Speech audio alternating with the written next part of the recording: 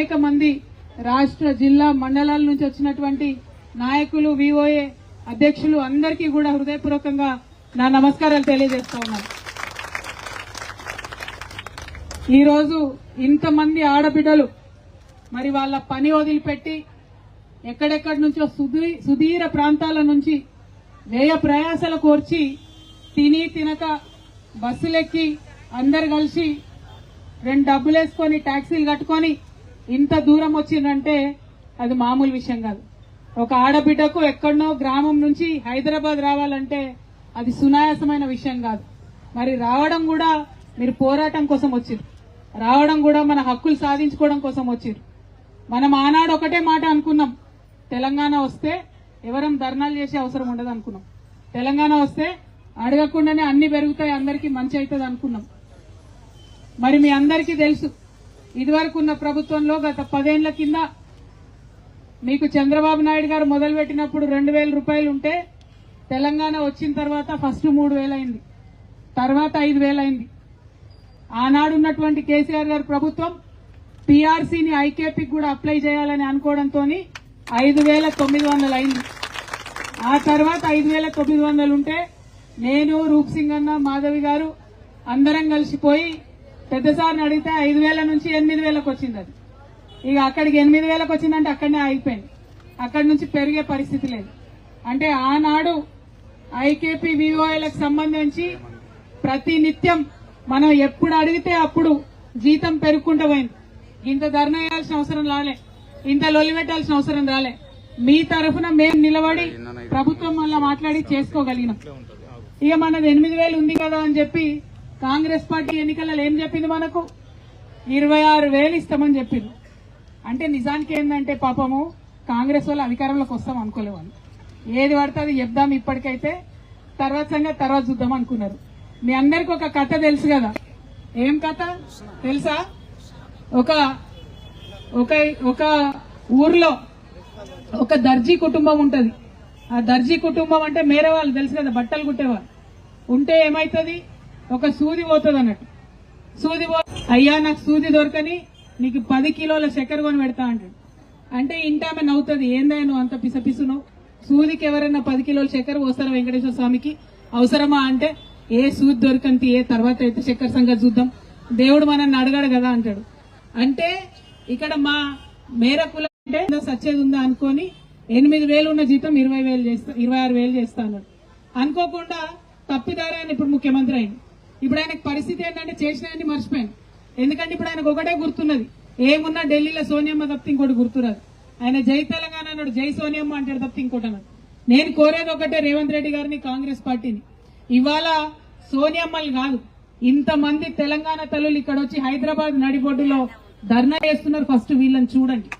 8000 ఉన్నటువంటి విఓఐల జీతం 26,000 చేయాల్సిందే. చేసేంత వరకు తెలంగాణ జాగృతి మీ వెంట నడుస్తుందని ఈ సందర్భంగా నేను తెలియజేస్తా ఉన్నా. మరి ఎందుకోసం చేయాలి 26,000? ఏం పని చేస్తారు విఓఏలు? అట్లా అడిగేటోళ్ళు కూడా ఉంటారు. కానీ మీకెంత పని అవుతుందన్నది కొంత ప్రజలకు కూడా తెలియాలి. దాదాపు 64 లక్షల మంది తెలంగాణ ఆడబిడ్డలు ఇవాళ సెల్ఫ్ హెల్ప్ గ్రూప్ లో ఉంటే, ఆ 64 లక్షల మంది ఆడబిడ్డలకు మా విఓఏ అక్క చెల్లెలు 17,600 మంది ఉన్నారు. వీళ్ళందరూ కలిసి ప్రతి ఒక్క పని వాళ్ళ కోసం చేసి పెడతారు. ఆ గ్రూపులు కట్టుడు దగ్గర నుంచి మొదలు పెడితే, బ్యాంకు ఫారాలు నింపుడు కాడికెళ్ళి మొదలు పెడితే, లోన్ వస్తే వచ్చిందని చెప్పేదాకా కూడా చెయ్యని పని లేదు. మొన్నటికి మొన్న ఈ ప్రభుత్వంలో 20,000 కోట్ల రుణాలు 64 లక్షల మంది ఆడబిడ్డలకు ఇచ్చుకోగలిగినామంటే అది కేవలం మీ వల్ల సాధ్యమైందని చెప్పి ఈ సందర్భంగా నేను తెలియజేస్తా ఉన్నా. 20,000 కోట్లు తెలంగాణ ఆడబిడ్డల చేతులలో ఉంటే ఏమైతుంది? చదువుకు వాడుకుంటారు, పిల్లలకు ఏదో చిన్న వ్యాపారం చేసుకుంటారు, గ్రామంలో ఒక 2 రూపాయలు ప్రజల చేతులలో ఆడుతుంది. ఇవాళ ప్రజల చేతులలో 2 రూపాయలు ఆడుతున్నారంటే దానికి కారణం ఎవరు? ఇక్కడ కూర్చున్న విఓఏలే దానికి కారణం. కాబట్టే మనమేదో అడుక్కునే అవసరం లేదు, చెయ్యి కింద పెట్టి దానం చేయమని అడిగే అవసరం లేదు. బరాబర్ పని చేస్తున్నాం, చేస్తున్నటువంటి పనికి జీతం కావాల్సిందే అని గలమెత్తి పిడికిలెత్తి మాట్లాడాల్సినటువంటి అవసరం ఉంది. మా విఓఏ అక్క చెల్లెలందరికీ నేను ఒకటే మాట చెప్తున్నా, ఏదో భయంగా ఏది ఉద్యమం అంటే గట్టిగా వేయాలి, అవసరమైతే మేము పని బంద్ పెడతాం, ఏం చేస్తారో చేయమని అడుగుదాం. ఎందుకు ఈ మాట చెప్తున్నా అంటే 64 లక్షల మంది ఆడబిడ్డలు, వాళ్లకు మీరు లేకపోతే, మీరు అనుసంధానం చేయకపోతే నడుస్తుందా ప్రభుత్వం? ఊకుంటారా ఆడవాళ్ళు? ఏ ఊర్లకు పోతే ఆ ఊర్లో ఎమ్మెల్యేలు తిరగనియారు, మంత్రులను తిరగనియారు. అందుకనే వివో అక్క చెల్లెలు మీ శక్తిని తక్కువ అంచనా వేయద్దు. మొన్న నేను మా మాధవికి చెప్పిన, నేను పెద్ద వేరే పని చేసుడు అవసరం లేదమ్మా, మీ వివోఏలకు చెప్తే సూది ఇచ్చినట్టే. ఏమైతుందంటే సూది ఒకటే దగ్గర ఇస్తాం, కానీ శరీరం అంతా వాడుతుంది. ఈ ఒక్క మీటింగ్ లా రేవంత్ రెడ్డి గారి సంగతి బట్టబయలు చేస్తే తెలంగాణ అంతా కూడా వాకేటట్టు మీరు చెప్తారని నాకు తెలుసు. నేను అందుకే మిమ్మల్ని కోరేది, మనం పని చేస్తున్న పనికి మాత్రమే సరైన వేతనం, గౌరవ వేతనం అడుగుతున్నాం. ఇందులో ఏం తప్పులేదు. ఇంకొక మాట కూడా మీరు గమనించుకోవాలి, ఇంత పని చేస్తున్నాం, మరి మనకు ఎందుకు యూనిఫామ్ లేదు అని అడుగుతా ఉన్నా నేను.